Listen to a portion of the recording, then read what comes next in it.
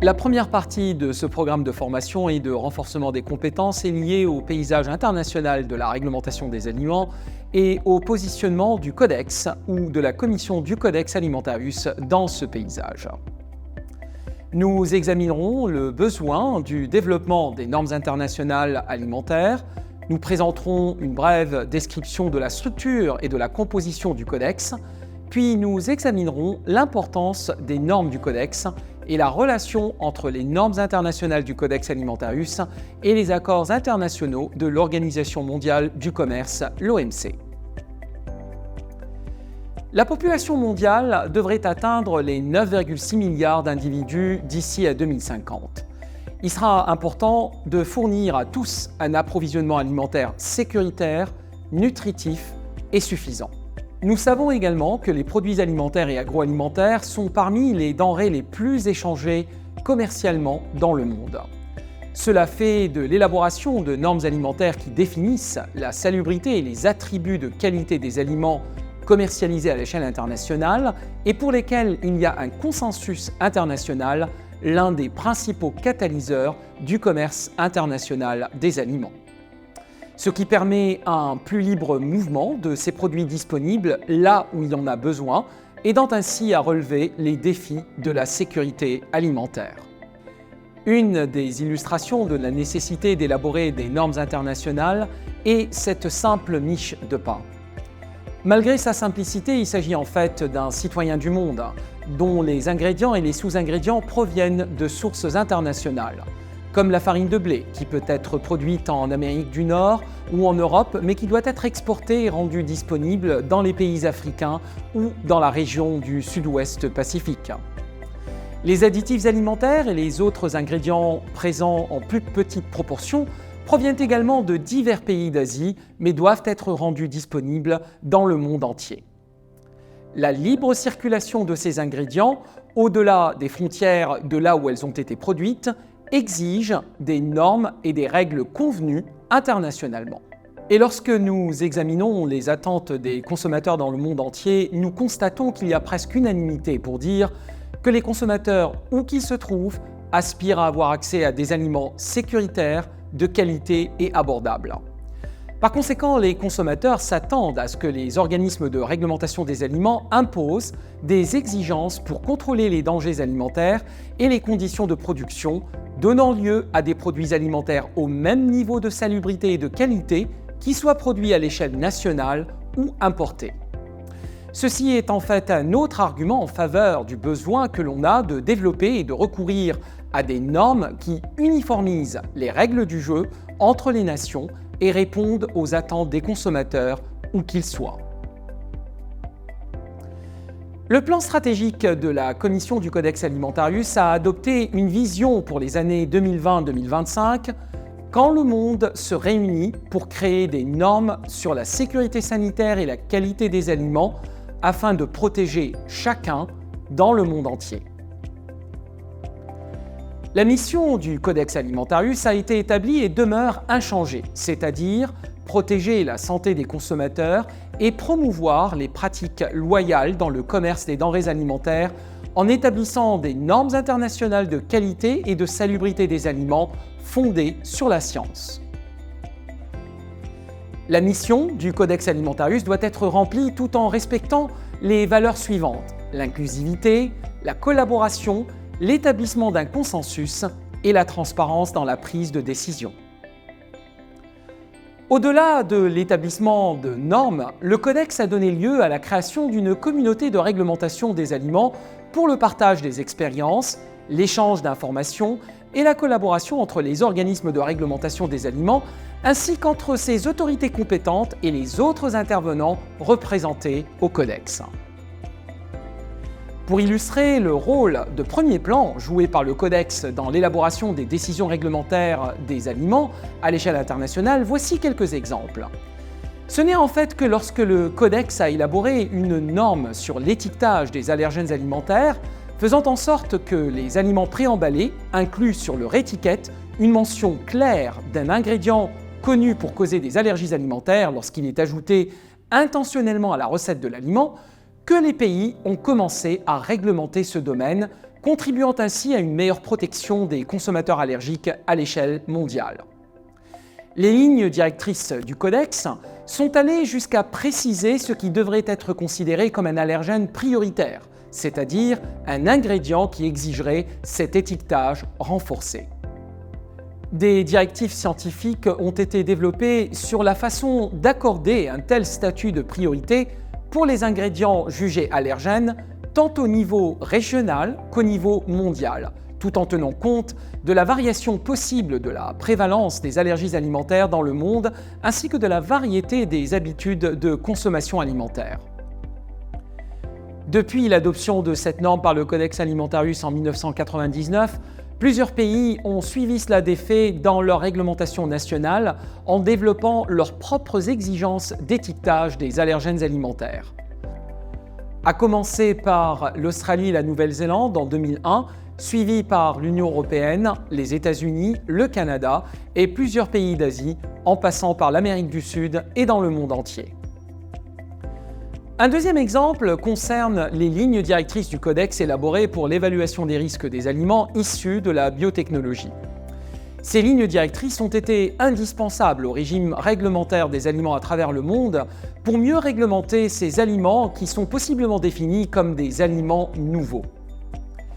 Une autre situation à mentionner est celle vécue en 2011, où nous avons eu la chance de recourir aux lignes directrices du Codex relatives à l'évaluation des risques des radionucléides potentiellement présents dans les aliments à la suite d'un accident nucléaire. Cela a été déterminant pour gérer les répercussions du tragique accident nucléaire de Fukushima au Japon et a été une autre illustration de la façon dont le Codex pourrait être appelé à traiter des questions émergentes. Une situation semblable s'est produite en 2009 lorsque les teneurs maximales établies par le Codex pour la mélamine dans les aliments ont permis de différencier les produits frelatés de ceux qui ne l'étaient pas. Cela a permis de contribuer à atténuer le chaos possible dans le commerce international des aliments transformés en raison de la multiplication des normes nationales pour la mélamine dans les aliments contenant des ingrédients laitiers et qui auraient pu être contaminés intentionnellement par la mélamine. La terminologie Codex Alimentarius signifie littéralement le code alimentaire. Le mot Codex Alimentarius est en fait utilisé de façon interchangeable pour désigner le code lui-même, c'est-à-dire l'ensemble des normes internationales, ou l'organisation qui les produit, c'est-à-dire la commission du Codex Alimentarius. Cette organisation est issue du programme conjoint de normes alimentaires de l'Organisation des Nations Unies pour l'alimentation et l'agriculture, la FAO, et de l'Organisation mondiale de la santé, l'OMS. Le Codex est une composante de ce programme conjoint. Les deux autres composantes sont les activités d'évaluation et de conseil scientifique et les programmes de renforcement de capacités et de compétences destinés aux pays en développement. Le Codex a tenu sa première réunion en 1963 et est maintenant une organisation qui comprend 189 membres, qui sont 188 pays et une organisation membre qui est l'Union européenne.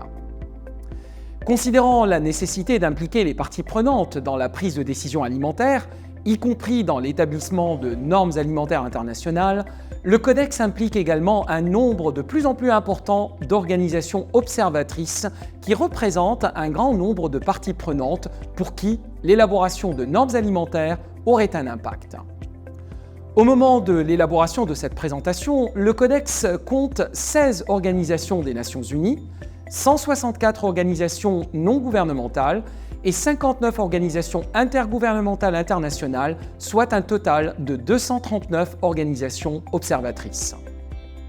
Ce nombre continue à augmenter chaque année et de plus en plus d'organisations demandent l'accès au statut d'observateur auprès du Codex Alimentarius. Les observateurs ont les mêmes prérogatives que les membres du Codex, avec la capacité de commenter sur les normes internationales proposées. La seule limite est leur incapacité à voter sur un texte donné du Codex lors des cas peu probables nécessitant le recours au vote. Quelle est la fonction du Codex Alimentarius ? En fait, il s'agit d'élaborer des normes, des lignes directrices et des codes d'usage qui protègent la santé des consommateurs et qui permettent les pratiques loyales dans le commerce des denrées alimentaires. Et étant donné qu'une grande partie des normes alimentaires internationales sont des normes de sécurité sanitaire des aliments et de nutrition, ces décisions nécessitent de s'appuyer sur une évaluation scientifique et une évaluation des risques effectuée par des comités mixtes d'experts de l'évaluation des risques qui sont en fait gérés par les deux organisations mères du Codex, la FAO et l'OMS. En fait, on considère que le Codex est le gestionnaire international des risques alimentaires et il est appuyé dans sa mission par des comités ou des réunions d'experts en tant qu'organe d'évaluation des risques dédiés à des sujets spécifiques. Ces comités agissent en tant qu'évaluateurs internationaux des risques alimentaires. Le JECFA, ou le Comité mixte d'experts sur les additifs alimentaires, est spécialisé dans l'évaluation des risques des additifs alimentaires, des contaminants et des résidus de médicaments vétérinaires. Le JEMRA, ou la Réunion conjointe d'experts sur les risques microbiologiques, le JMPR, ou la Réunion conjointe d'experts sur les résidus de pesticides, et le JEMNU, qui est en fait la Réunion conjointe d'experts sur la nutrition, se spécialisent respectivement dans les évaluations des risques microbiologiques, sur les résidus de pesticides et sur la nutrition. Au besoin, et lorsqu'une évaluation des risques est requise par un organe subsidiaire du Codex dans des domaines qui peuvent dépasser la mission de ces comités permanents ou qui ne relèvent pas de leur plan de travail convenu, il est possible pour la FAO et l'OMS de créer des consultations d'experts que l'on appelle des consultations ad hoc, où des experts internationaux sont recrutés pour examiner une question spécifique.